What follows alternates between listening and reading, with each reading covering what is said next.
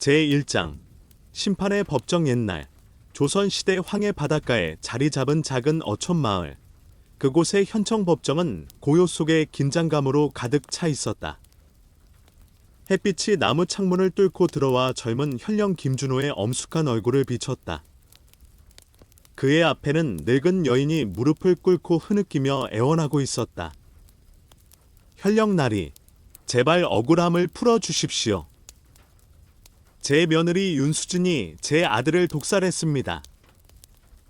증거도 있고 증인도 있습니다. 김준호는 법정 아래를 바라보았다. 거기에 무릎 꿇고 묶인 채 있는 여인, 윤수진이 있었다. 그녀의 얼굴은 여전히 그림처럼 아름다웠지만 고난으로 인해 초췌해 보였다.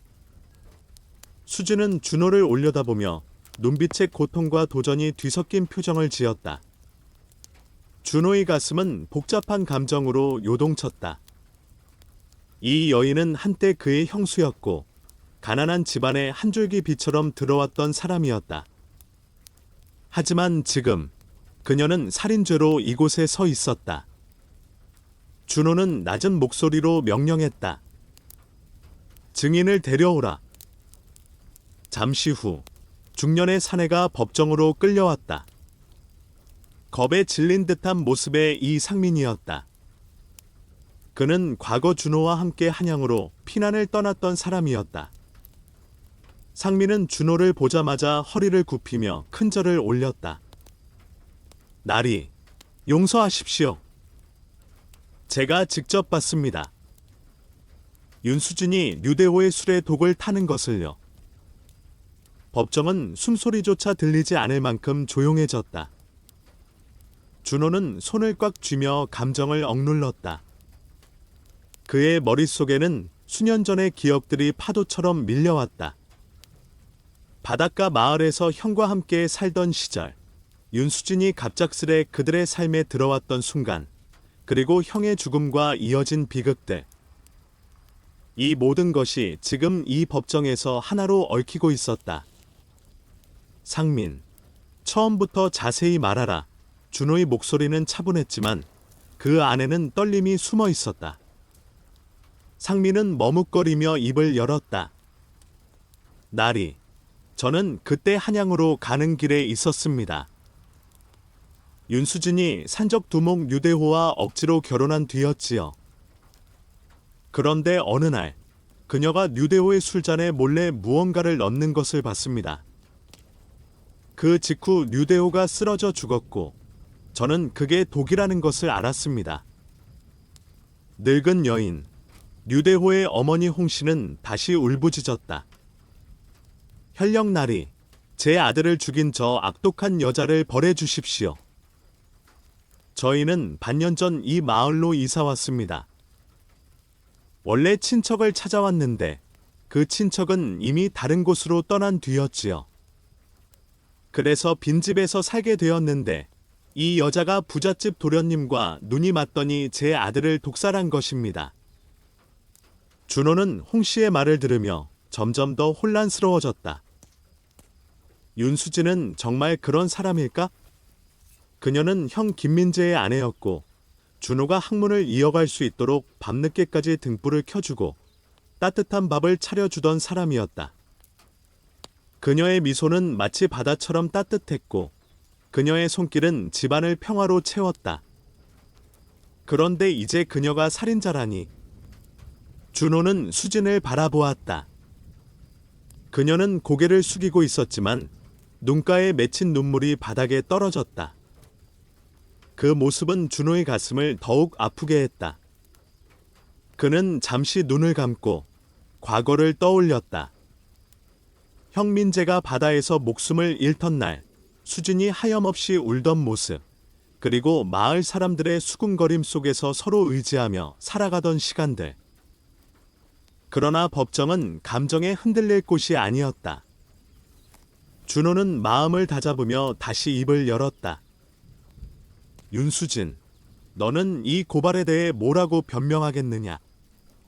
수진은 천천히 고개를 들었다. 그녀의 목소리는 떨렸지만 단호했다. 현령나리, 저는 억울합니다. 저를 믿어 주십시오. 저는 그런 짓을 하지 않았습니다. 그 순간 준호는 그녀의 눈을 똑바로 바라보았다. 그 눈빛은 낯설지 않았다. 하지만 동시에 무언가 숨겨진 진실이 그 뒤에 도사리고 있는 듯한 느낌이 들었다. 그는 다시 상민에게 시선을 돌렸다. 증거를 가져오라. 그리고 이 사건의 모든 내막을 밝히도록 하라. 법정 안의 공기는 더욱 무거워졌다. 준호는 이 사건이 단순한 살인 사건이 아님을 직감했다. 그의 과거, 형의 희생, 그리고 윤수진과의 얽힌 인연이 모두 이곳에서 풀려야 할 운명이었다. 제2장, 어린 시절과 예언의 시작. 김준호는 법정의 무거운 공기 속에서 눈을 감았다. 윤수진의 얼굴, 홍 씨의 울부짖음, 그리고 상민의 증언이 그의 머릿속을 어지럽게 했다. 그러나 그 순간 준호의 마음은 멀리 황해 바닷가의 작은 어촌 마을로 돌아갔다. 20해 전 그곳에서 시작된 이야기가 그의 기억 속에 선명히 떠올랐다. 옛날, 아주 옛날 바닷바람이 거세게 부는 황해의 어촌 마을에 김씨 집안이 살고 있었다. 그 집에는 두 형제가 있었으니 형은 김민재라 하고 아우는 김준호라 불렸다. 민재가 태어나고 3년이 지나 준호가 세상에 나왔을 때의 일이었다. 마침 그때 마을을 지나던 떠돌이 점쟁이 장도연이 물 한 그릇을 얻어 마시기 위해 김씨 집안의 문을 두드렸다. 준호의 아버지는 갓 태어난 아들 덕에 기분이 좋았다. 그는 장도연을 집안으로 초대해 저녁상을 차리고 극진히 대접했다. 장도연은 점을 잘 보는 능력은 별로 없었지만 사람의 마음을 읽는 데는 도가 튼 자였다. 말솜씨가 좋아 이곳저곳을 떠돌며 밥벌이를 해왔으니 오늘날로 치면 달콤한 말로 사람을 홀리는 사기꾼이라 할 만했다. 장도연은 수십 년간 사람들의 심리를 꿰뚫어보며 살아왔다. 김씨 집안의 주인이 자신을 이렇게 후하게 대접하는 것을 보니 새로 태어난 아들의 운명을 점쳐달라는 뜻임을 단번에 알아챘다. 술이 몇 잔 돌고 분위기가 무르익자 장도연은 신중한 표정으로 입을 열었다. 주인장, 제가 오늘 이 댁에 왜 찾아왔는지 아십니까? 사실 이 마을을 지나다가 이 집 위로 보랏빛 기운이 서려 있는 것을 보았습니다. 하늘에서 내려오는 빛이 이 지붕을 감싸고 있더군요. 분명 큰 인물이 태어났구나 싶어 이렇게 찾아온 것입니다. 과연 둘째 도련님이 태어나셨군요. 준호의 아버지는 눈이 휘둥그레져 장도연의 말에 귀를 기울였다. 장도연은 더욱 신이 나서 말을 이어갔다. 제가 수많은 아이들의 관상을 보아왔지만 이렇게 훌륭한 골상을 가진 아이는 처음입니다. 이마가 넓고 높으며 눈매가 깊고 코가 오뚝하니 이 아이는 분명 큰 벼슬을 할 상입니다. 운이 좋다면 한양에 올라가 높은 관직에 오를 수도 있겠습니다. 아버지는 이 말을 듣고 가슴이 두근거렸다. 김씨 집안은 대대로 가난한 어부였다. 바다에서 고기를 잡아 근근히 살아가던 터라 아들이 벼슬을 한다면 집안의 운명이 바뀔 터였다. 그는 술잔을 가득 채워 장도연에게 올리며 말했다. 선생님의 좋은 말씀, 진심으로 감사드립니다. 그런데 저희 같은 촌 사람들이 어찌 좋은 이름을 지을 줄 알겠습니까? 부탁드리건대 이 아이에게 훌륭한 이름을 지어주시면 더 없는 영광이겠습니다. 장도연은 하늘을 올려다보며 깊이 생각하는 척하더니 입을 열었다. 하늘의 뜻을 살펴보니 이 아이에게는 준호라는 이름이 좋겠습니다. 준수할 준, 빛날 호자를 써서 학문과 덕망으로 빛난다는 뜻입니다. 이 이름을 가지면 반드시 과거에 급제하여 큰 벼슬을 하게 될 것입니다. 이렇게 해서 둘째 아들은 김준호라는 이름을 얻었다. 장도연이 떠난 뒤 부부는 준호가 훗날 큰 벼슬아치가 될 것이라는 기대에 가슴이 부풀었다. 그들은 집안의 모든 정성과 돈을 준호의 교육에 쏟아붓기 시작했다.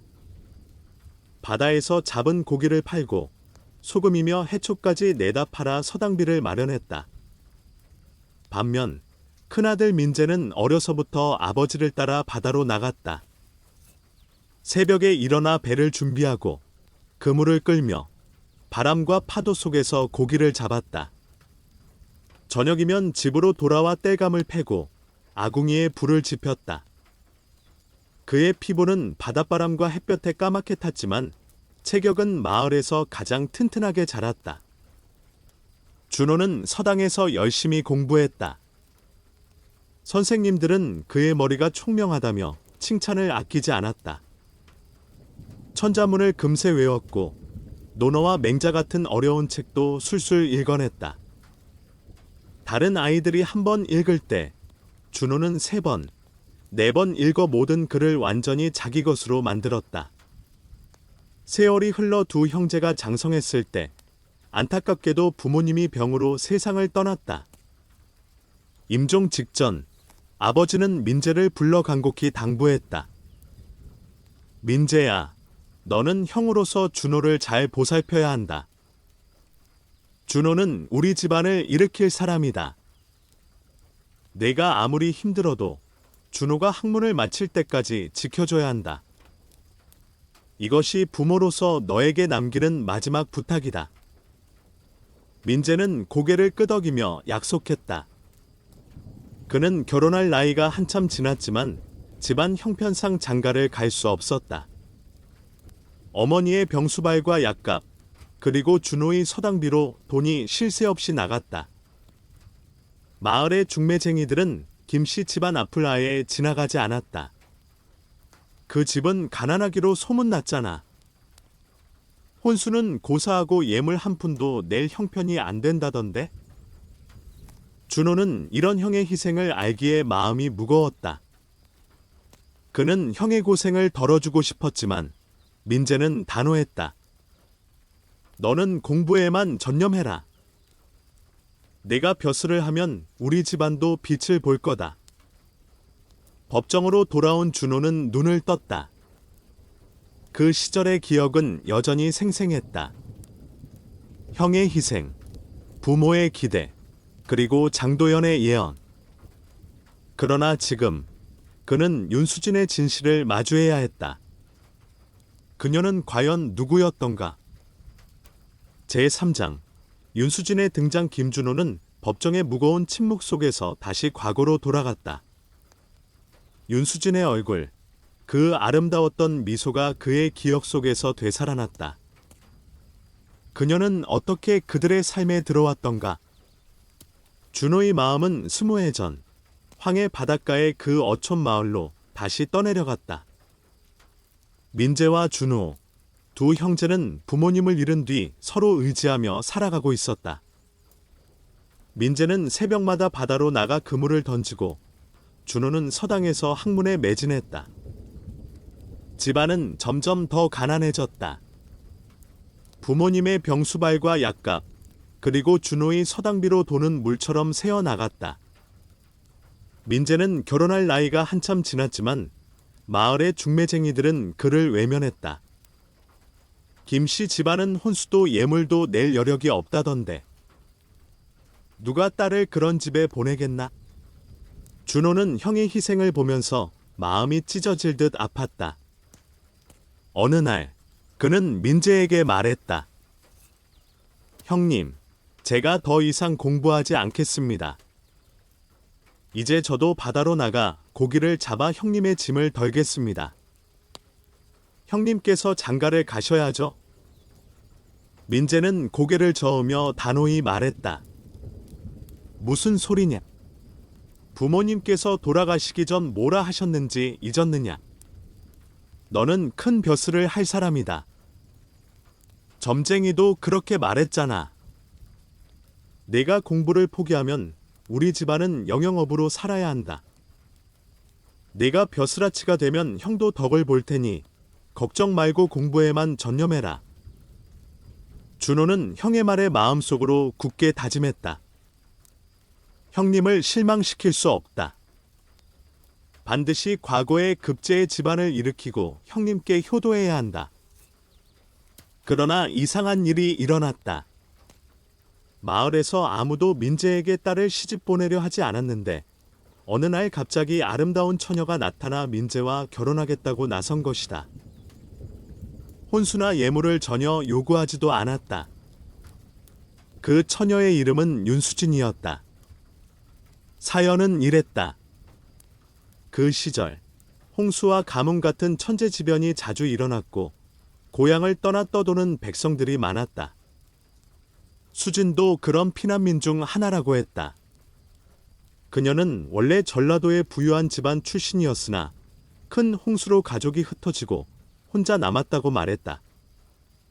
어느 날 민재가 마을 장터에서 고기를 팔고 돌아오는 길이었다. 바닷가 모래사장에 누군가 쓰러져 있는 것을 발견했다. 마을 사람들은 혹시 전염병에 걸린 사람이라며 무서워하며 멀리 피해갔다. 그 시절에는 병든 이를 함부로 건드렸다가는 온 가족이 위험에 빠질 수도 있었다. 하지만 민재는 달랐다. 그는 가까이 다가가 살펴보니 젊은 여자가 굶주림에 기절한 듯했다. 몸을 만져보니 열도 없었고 단지 너무 오래 굶어 쓰러진 것뿐이었다. 민재는 망설이지 않고 그 여자를 업고 집으로 돌아왔다. 준호야, 빨리 물을 끓여라. 쌀을 조금 넣어 미음을 쑤어야겠다. 두 형제는 정성껏 그녀를 돌보았다. 미음을 조금씩 먹이고 따뜻한 이불을 덮어주며 밤새 간병했다. 며칠 뒤 여자가 깨어났다. 그런데 그녀의 모습을 보고 민재와 준호는 깜짝 놀랐다. 더러운 옷을 벗고 깨끗이 씻으니 그녀는 마치 그림 속 선녀처럼 아름다웠다. 피부는 달빛처럼 하얗고 눈은 맑은 바다처럼 깊었으며 입술은 봄날의 복숭아꽃처럼 붉었다. 수진은 민재 앞에 무릎을 꿇고 말했다. 은희님, 제 목숨을 살려주신 은혜를 어찌 갚겠습니까? 저는 의지할 곳도 가진 것도 없는 천한 몸입니다. 만약 은희님께서 저를 거두어 주신다면 이 목숨을 다해 평생 모시겠습니다. 민재는 당황했지만 수진의 간곡한 부탁을 거절할 수 없었다. 마을 사람들은 모두 놀라며 혀를 찼다. 역시 착한 일을 하면 복이 온다더니 민재가 저렇게 아름다운 여자를 얻다니 하늘에서 뚝 떨어진 선녀 같구나. 준호도 형의 행복을 진심으로 기뻐했다. 그동안 자신 때문에 고생만 하던 형에게 좋은 일이 생긴 것 같아 다행이라 생각했다. 그렇게 한동안 김씨 집안은 행복으로 가득 찼다. 민재는 아름다운 아내와 달콤한 가정을 이루었고 준호는 형수의 내조 덕분에 학문에 더욱 매진할 수 있었다. 수진은 현명하고 부지런한 여인이었다. 집안일을 완벽히 해냈다. 빨래, 청소, 요리, 무엇 하나 빠뜨리는 법이 없었다. 특히 수진은 시동생인 준호에게 극진히 잘해주었다.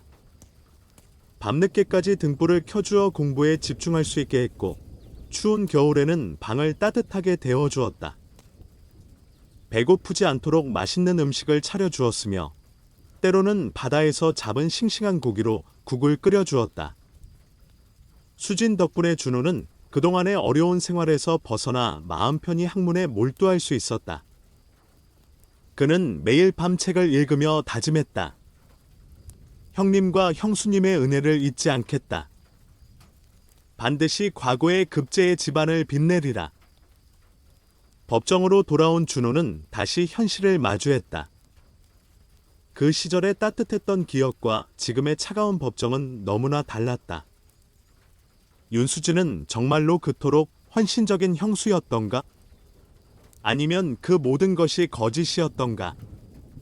준호는 그녀의 눈을 바라보며 진실을 찾으려 했다. 하지만 그녀의 눈빛은 여전히 깊고 그 뒤에 숨겨진 무언가를 알아내기란 쉽지 않았다.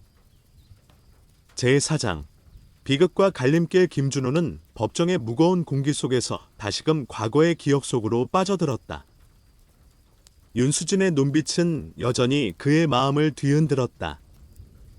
그녀가 정말로 형을 배신하고 자신을 속인 악독한 여인일까? 그의 생각은 다시 그 어촌 마을로 돌아갔다. 행복했던 날들은 너무도 짧았고 곧 비극이 그들의 삶을 덮쳤다. 민재와 수진의 결혼 이후 김씨 집안은 잠시나마 평화와 행복으로 가득 찼다. 민재는 아내와 함께 바닷가의 작은 집에서 소박하지만 따뜻한 삶을 꾸려갔다. 수진은 집안일을 완벽히 해내며 준호가 학문에 전념할 수 있도록 뒷바라지했다. 그러나 인생이란 언제나 순탄할 수 없는 법이었다. 하늘에 검은 먹구름이 끼기 시작했다. 결혼한 지 1년이 채 되지 않았을 때 큰 불행이 찾아왔다. 민재는 마을 사람들과 함께 큰 배를 타고 먼바다로 고기를 잡으러 나갔다. 그날은 바람이 거세고 파도가 높았다. 민재는 그물을 끌어올리다 발을 헛디뎌 깊은 바다로 떨어졌고 그 자리에서 목숨을 잃었다. 소식을 들은 수진은 하늘이 무너지는 듯했다. 그녀는 며칠 동안 밥 한 숟갈도 입에 대지 못하고 눈물만 흘렸다. 준호 역시 세상에서 자신을 가장 아껴주던 형을 잃고 깊은 절망에 빠졌다. 장례를 치르고 나니 집안 형편은 더욱 어려워졌다. 이제 집안에 남은 남자는 준호뿐이었지만 그는 책만 읽던 터라 바다에서 고기를 잡는 일에는 익숙하지 않았다. 생활은 날로 힘들어졌다. 이런 와중에 뜻밖의 일이 일어났다. 마을의 부자 최만식이 중매쟁이를 보내 수진에게 청혼을 해왔다. 최만식은 돈이 많다고 마을에서 유명했지만 성품은 더러웠다. 예쁜 여인만 보면 추궁거리고 약한 이를 괴롭히는 자였다. 예전에 수진에게도 무례한 짓을 했다가 민재에게 호되게 혼난 적이 있었다. 이제 민재가 없으니 최만식은 수진을 차지할 좋은 기회라 여긴 것이다. 중매쟁이 할머니가 찾아와 달콤한 말로 수진을 설득하려 했다. 수진 덕, 아직 젊고 예쁜데 이렇게 혼자 살면 뭐하겠나? 좋은 사람 만나서 편히 살아. 게다가 젊은 총각 시동생과 단둘이 살면 마을 사람들이 뭐라 하겠나? 수진은 이 말을 듣고 화가 머리끝까지 치밀었다. 당장 나가세요. 다시는 그런 더러운 말 하러 오지 마세요. 중매쟁이 할머니는 문 앞에서 한마디 더 던지고 떠났다. 이렇게 고집 부리다간 사람들 입에 오르내릴 거야. 할머니가 떠난 뒤 준호는 깊은 생각에 빠졌다. 중매쟁이의 말이 아주 틀린 것은 아니었다. 수진은 아직 젊고 아름다웠다. 그녀가 자신과 함께 이렇게 고생하며 사는 것이 과연 옳은 일일까? 준호는 조심스럽게 수진에게 말했다. 형수님, 아까 할머니 말이 아주 틀린 것만은 아닌 것 같습니다. 형수님은 아직 젊으시니 좋은 분을 만나 새 삶을 시작하시는 게 어떨까요? 수진은 이 말을 듣고 자기 방으로 들어가 펑펑 울기 시작했다. 저녁밥 시간이 되어도 나오지 않았다. 준호는 몇 번이나 문 밖에서 불렀지만 대답이 없었다.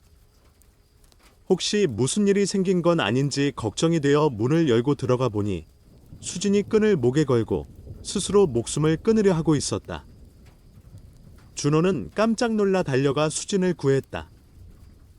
그리고 무릎을 꿇고 빌었다.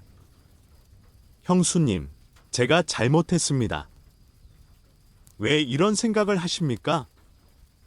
수진은 눈물을 흘리며 말했다. 저는 본래 천한 몸입니다. 형님께서 목숨을 구해주셔서 겨우 살아난 사람인데 이제 형님마저 떠나셨고 시동생마저 저를 내쫓으려 하시니 살아갈 이유가 없습니다. 차라리 저승에서 형님을 만나는 게 낫겠습니다. 준호는 수진의 말을 듣고 큰 깨달음을 얻었다. 형수의 마음이 얼마나 깊고 아픈지 알게 된 것이다. 그는 다시는 재혼 이야기를 꺼내지 않았다. 두 사람은 서로 의지하며 살아가기로 했다. 그러나 좋은 시간은 오래가지 못했다. 최만식은 수진의 거절에 화가 나 마을 곳곳에 악의적인 소문을 퍼뜨리기 시작했다. 젊은 과부와 총각 시동생이 한 집에서 살고 있으니 분명 부적절한 관계가 있을 거라는 소문이었다. 마을 사람들은 뒤에서 수군거리기 시작했다. 수진과 준호가 지나가면 손가락질하며 쑥덕였다. 저것 봐. 저렇게 젊은 여자가 시동생과 단둘이 산다니 뭔가 이상하지 않. 민재가 불쌍하다. 저런 여자를 아내로 들였으니 시간이 지날수록 수진은 이런 시선들을 견디기 힘들어했다. 준호도 마을 사람들의 수군거림에 마음이 무거웠다. 그는 형수의 고통을 덜어주고 싶었지만 방법이 떠오르지 않았다. 설상가상으로 그의 심한 가뭄이 들었다. 바다의 물고기도 줄어들고 마을은 점점 더 어려워졌다. 백성들은 굶주림에 시달렸고 김씨 집안도 생계를 이어가기 힘들어졌다. 준호는 법정으로 돌아왔다. 그는 수진의 눈을 바라보며 과거의 기억을 떠올렸다. 그 시절 수진은 정말로 자신을 위해 헌신했던 것일까? 아니면 그 모든 것이 더 큰 속임수의 시작이었을까? 그의 마음은 혼란으로 가득 찼다. 법정의 심판은 아직 끝나지 않았다. 제5장 한양으로의 여정과 해적의 습격. 김준호는 법정의 긴장된 분위기 속에서 다시금 과거로 돌아갔다. 윤수진의 눈빛은 여전히 그의 마음을 뒤흔들었다. 그녀가 산적들에게 끌려가던 그 순간, 그리고 그가 그녀를 구하겠다고 다짐했던 기억이 생생히 떠올랐다. 그의 생각은 황해 바닷가 마을을 떠나 한양으로 향하던 그 험난한 여정으로 돌아갔다. 민재의 죽음 이후 김씨 집안은 더욱 어려워졌다. 설상가상으로 마을에는 심한 가뭄이 들었다. 바다의 물고기가 줄어들고 마을 사람들은 굶주림에 시달렸다. 윤수진은 준호에게 말했다. 시동생님, 이곳에서는 더 이상 살기 어려울 것 같습니다. 예전에 제 고향도 이런 가뭄을 겪었는데 결국 많은 이들이 굶어 죽었어요. 우리도 이대로 있다가는 생계를 잊지 못할 것입니다. 차라리 집안의 물건을 팔아 돈을 마련하고 한양으로 가서 과거 시험을 보시는 게 어떨까요? 시험에 합격하면 우리 집안의 영광이 될 것이고 설령 떨어지더라도 한양에서 일거리를 찾아 다음 시험을 준비할 수 있지 않겠습니까? 준호는 수진의 말이 옳다고 생각했다. 마을 사람들의 수군거리는 시선도 견디기 힘들었고 가뭄으로 인해 생활은 날로 어려워졌다. 그래서 두 사람은 한양으로 떠나기로 결심했다. 그러나 밤에 잠자리에 들며 준호는 다시 고민에 빠졌다. 자신과 수진이 이렇게 함께 떠나면 마을 사람들이 더욱 나쁘게 생각하지 않을까 걱정되었다. 다음 날 아침, 준호는 수진에게 말했다. 형수님, 우리가 이렇게 함께 떠나면 사람들이 더욱 이상하게 생각할 것입니다. 떠나기 전에 우리의 결백함을 증명하고 가야 하지 않겠습니까? 수진은 고개를 저으며 단호히 말했다. 시동생님, 이런 일은 아무리 설명해도 소용없습니다. 오히려 변명하면 더 의심받을 뿐이에요. 그리고 가뭄이 더 심해지면 떠나고 싶어도 떠날 수 없게 됩니다. 준호는 수진의 말이 맞다는 것을 알았지만 마음이 편치 않았다. 형수님 말씀도 맞지만 우리가 이렇게 불분명한 상태로 떠나면 사람들이 정말로 우리가 그런 관계라고 확신할 것입니다. 우리는 떳떳하니 떳떳하게 살아야 하지 않겠습니까? 저는 가지 않겠습니다. 수지는 준호의 고집스러운 성격을 알고 있었기에 더 이상 설득하지 않았다. 결국 두 사람은 떠나지 못했다. 그러나 수진의 예상대로 가뭄은 더욱 심해졌다. 바다의 물고기는 거의 잡히지 않았고 우물은 바닥을 드러냈다.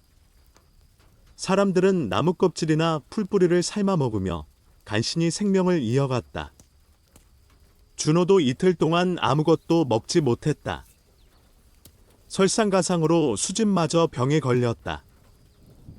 다행히 심한 병은 아니었지만 약을 구할 돈이 없었다. 수진은 준호에게 간곡히 말했다. 시동생님, 이제라도 혼자 한양으로 가세요. 집에 남은 돈을 모두 가지고 과거 시험을 보세요. 그러나 준호는 단호히 거절했다. 형수님과 함께 가거나 아니면 아예 가지 않겠습니다. 형수님을 혼자 두고 갈 수는 없습니다. 형수님이 돌아가시면 저는 형님께 무슨 면목으로 뵙겠습니까? 수진은 준호를 설득할 수 없음을 알고 포기했다. 결국 두 사람은 함께 길을 떠나기로 했다.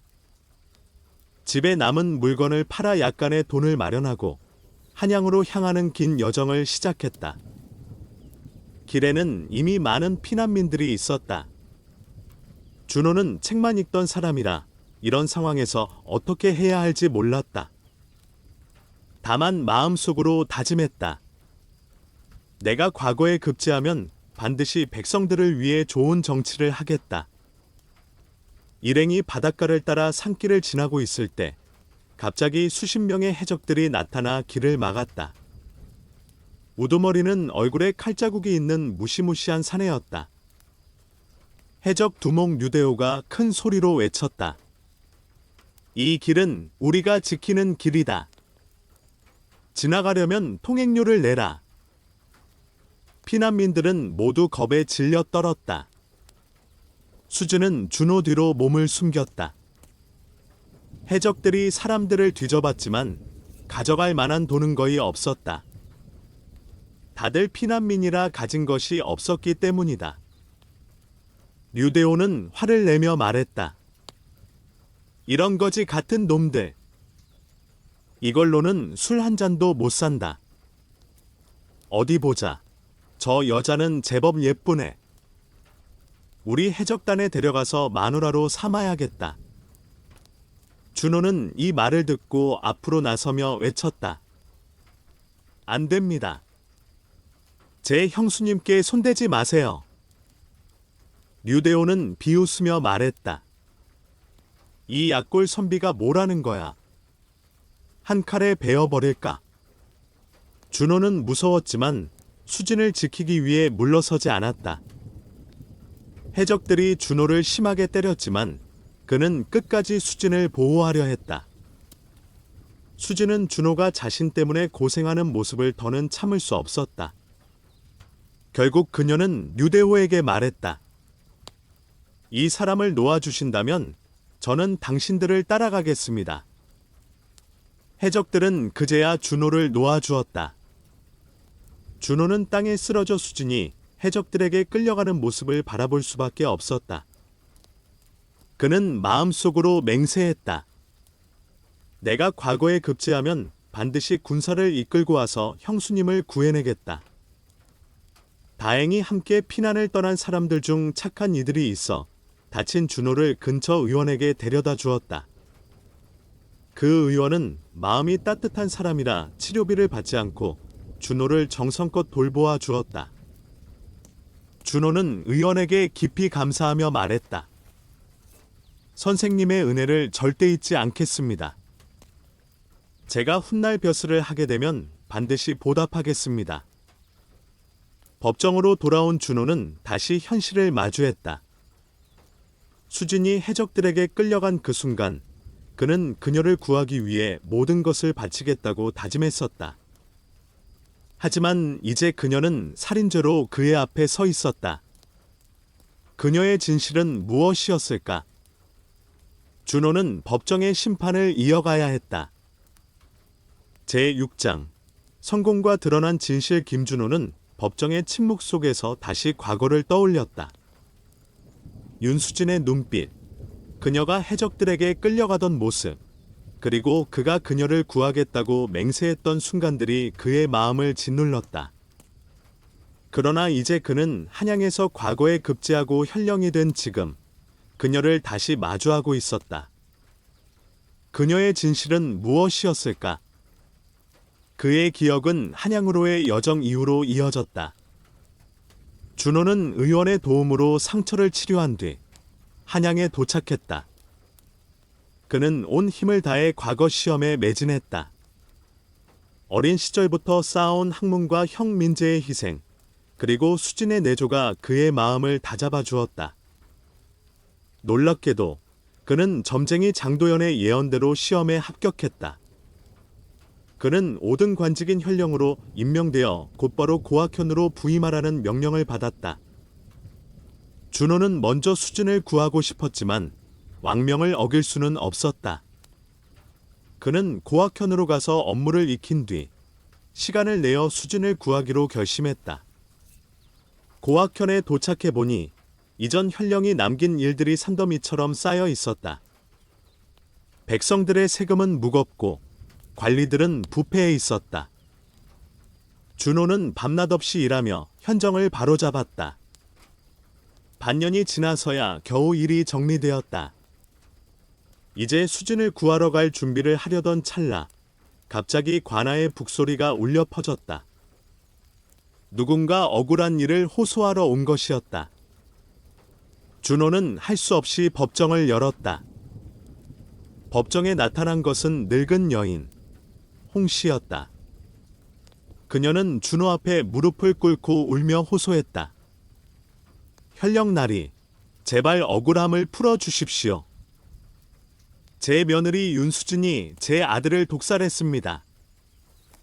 증거도 있고 증인도 있습니다. 준호는 이 말을 듣고 깜짝 놀랐다. 자신이 다스리는 지역에서 이런 끔찍한 일이 일어났다니? 그는 홍 씨에게 물었다. 증거와 증인이 있다고 했는데 어떤 것들입니까? 홍 씨는 계속 말했다. 저희는 반년 전 이곳으로 이사 온 가족입니다. 원래 친척을 찾아왔는데 그 친척은 이미 다른 곳으로 떠난 뒤였어요. 어쩔 수 없이 빈집에서 살게 되었지요. 처음에는 평화롭게 살았는데 며느리 수진이 부잣집 도련님과 불륜을 저지르더니 결국 제 아들 유대호를 죽였습니다. 준호는 즉시 수진과 증인이라는 이를 법정으로 데려오라고 명령했다. 잠시 후 두 사람이 끌려왔다. 준호는 그들을 보고 숨이 멎을 듯했다. 며느리는 다름 아닌 윤수진이었고 증인은 한양으로 가는 길에 함께했던 이상민이었다. 상민은 준호를 보자 놀라며 큰절을 올리며 용서를 빌었다. 준호는 자세히 조사를 시작했다. 상민의 증언과 다른 증거들을 하나하나 따져보았다. 그러자 충격적인 진실이 드러났다.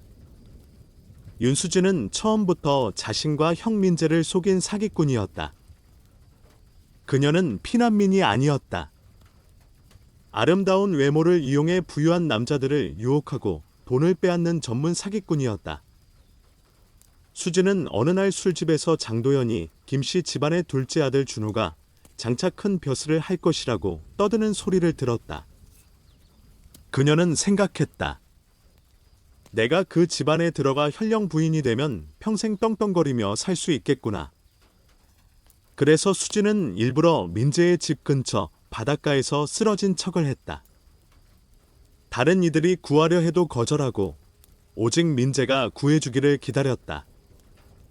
민재와 결혼한 뒤에는 그의 착한 성품을 이용해 완전히 조종했다. 준호가 벼슬을 하게 되면 자신이 현령의 형수가 되어 호화로운 삶을 누릴 계획이었다. 그러나 민재가 갑작스럽게 바다에서 죽는 바람에 계획이 틀어졌다. 수진은 포기하지 않았다. 준호가 벼슬을 하게 되면 그를 유혹해 결혼할 생각이었다. 해적들에게 끌려간 것도 사실은 새로운 기회였다. 해적 두목 류대호는 근처 마을 출신의 건달이었고 그의 어머니가 바로 홍씨였다. 수지는 류대호와 억지로 결혼했지만 마음속으로는 현령 부인의 꿈을 버리지 않았다. 그러던 중 부잣집 도련님 조세호를 만났다. 조세호에게 접근하기 위해 수지는 독을 구해 술에 타서 류대호에게 먹였다. 이 모든 과정을 상민이 우연히 목격했다. 상민은 이 사실을 빌미로 수진을 협박했지만 수진이 거절하자 화가 나 홍씨에게 모든 것을 알렸다. 진실을 알게 된 준호는 오랫동안 말을 잇지 못했다. 그가 그토록 구하려 했던 형수가 사실은 형과 자신을 속인 악독한 여인이었다니? 받아들이기 힘든 현실이었다. 그는 수진을 바라보며 물었다. 너는 왜 그런 짓을 했느냐? 수진은 고개를 숙이고 아무 말도 하지 않았다. 그녀의 눈에는 더 이상 눈물이 없었다. 법정으로 돌아온 준호는 마음을 다잡았다. 그는 법대로 수진을 처벌해야 했다. 그러나 그의 가슴은 여전히 아팠다. 형 민재의 희생, 그리고 수진의 배신이 그의 인생을 뒤바꿨다. 하늘의 달빛 아래. 제7장 교훈과 새로운 길. 김준호는 법정에서 윤수진을 바라보았다. 그녀의 아름다운 얼굴은 여전히 그의 기억 속 형수의 모습과 겹쳐졌다. 하지만 이제 그는 진실을 알았다. 수진은 형 민재와 자신을 속이고 심지어 사람을 죽인 사기꾼이었다. 준호의 가슴은 아팠지만 그는 현령으로서 법을 집행해야 했다. 윤수진, 너의 죄는 명백하다. 법에 따라 처벌하겠다. 준호의 목소리는 단호했지만 떨림이 섞여 있었다. 수진은 고개를 숙이고 아무 말도 하지 않았다. 그녀의 눈에는 더 이상 그를 속일 수 없다는 체념이 담겨 있었다. 법정은 무거운 침묵으로 가득 찼다. 준호는 형민재가 수진을 구했던 순간, 그리고 그녀가 자신을 위해 등불을 켜주던 날들을 떠올렸다. 그 모든 것이 거짓이었다니 그의 마음은 찢어질 듯했다. 그러나 준호는 이 일을 계기로 큰 깨달음을 얻었다. 사람의 겉모습만 보고 판단해서는 안 되며 진정한 마음을 알아보는 지혜가 필요하다는 것을 알았다. 그는 더 이상 사람을 쉽게 믿지 않게 되었다. 대신 백성들을 위해 더욱 열심히 일했다. 준호는 고학현에서 가난한 백성들을 도왔다. 세금을 줄이고 억울한 일을 당한 이들의 편에 서서 정의를 실현했다. 그는 한양으로 가는 길에 자신을 치료해준 의원을 찾아가 약속대로 보답했다. 의원은 웃으며 말했다. 현령날이 그저 사람을 돕고 싶었을 뿐입니다. 이렇게 훌륭한 관리가 되셨으니 저도 기쁩니다. 준호는 그 말에 깊이 감사하며 더욱 겸손히 일했다. 그는 어린 시절 장도연의 예언이 맞아떨어졌음을 알았다. 그러나 그 과정에서 그는 인생의 쓴맛과 단맛을 모두 맛보았다. 형의 희생, 수진의 배신, 그리고 백성들의 고난은 그를 더 강하고 현명한 사람으로 만들었다. 법정을 나오며 준호는 하늘을 올려다보았다. 달빛이 고요히 마을을 비추고 있었다. 그는 마음속으로 다짐했다. 형님, 저는 이제 백성들을 위해 살겠습니다. 형님의 희생을 헛되이 하지 않겠습니다. 이렇게 김준호는 훌륭한 관리가 되어 백성들의 존경을 받았다. 그의 이야기는 우리에게 교훈을 준다. 사람의 겉모습만 보고 판단해서는 안 되며 진정한 마음을 알아보는 지혜가 필요하다는 것을. 달빛 아래 준호의 새로운 길은 계속되었다.